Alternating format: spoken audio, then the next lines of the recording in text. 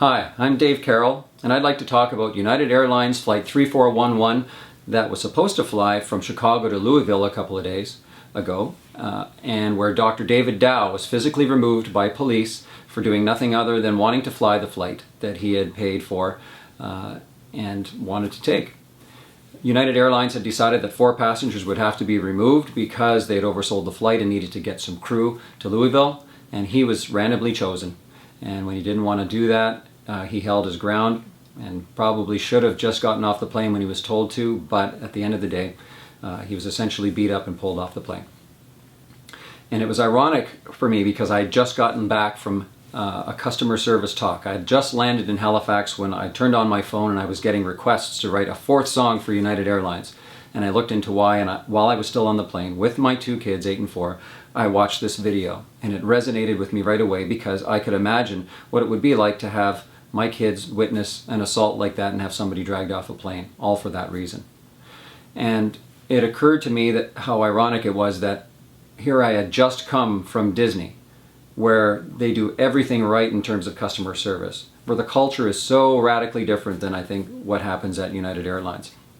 When I was at Disney, I didn't see a lot of the same things that I saw in that video. I didn't see anybody going to the front desk and saying, I have a problem with my bill, and then have the front desk person say, oh, you have a problem with that? I know just who to call. And then Mickey Mouse comes out with an atomic elbow to the forehead of the customer and says, I'm sorry, we're legally entitled to do that.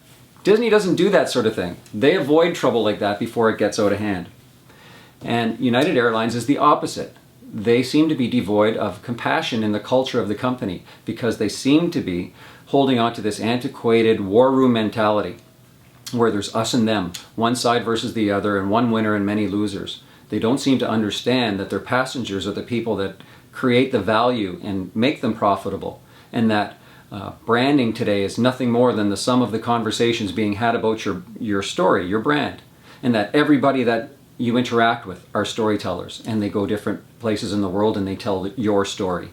In this case, United Airlines has millions of people around the world sharing a negative story about them that didn't need to happen, and it cost them $1 billion in market cap yesterday.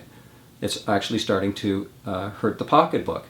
And so, not surprisingly, Oscar Munoz, the CEO, gave 2 apologies. The first one was the one of a discompassionate company, where he said, I support the employees. It was the passenger's fault. He was disruptive and needed to be removed, and basically applauded the good work of the employees.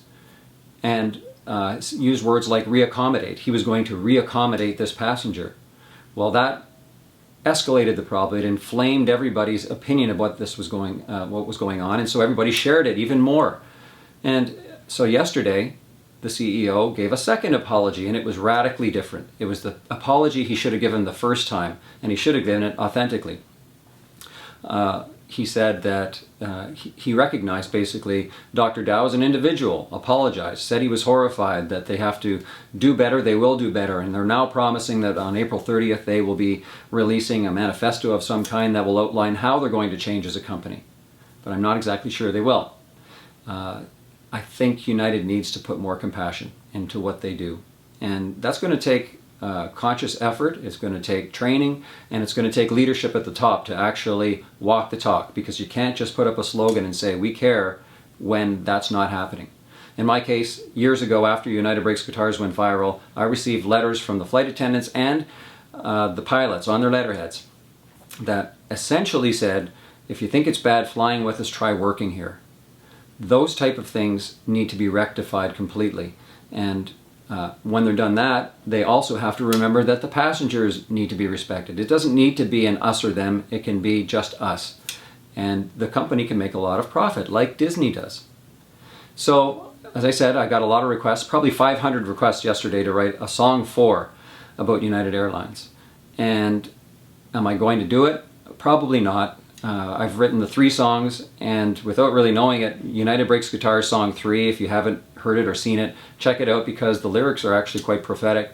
I had mentioned in the song that I had a feeling that we would still be coming back and having these same issues, and that I hoped that they were going to do the changes that they said they were going to do years ago, because if they don't, then who will fly with them?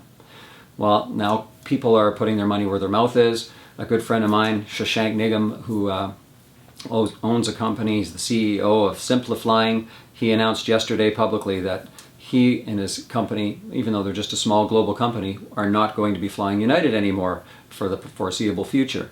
There are people that are so disgusted by this that they are actually, no matter what United offers as a price, will not be flying with them until they change. And so I hope they do. Once again, I hope United changes. But as for a song, I don't think I'll be writing one, but the possibility is always looming. And I reserve the right to reconsider that at any time.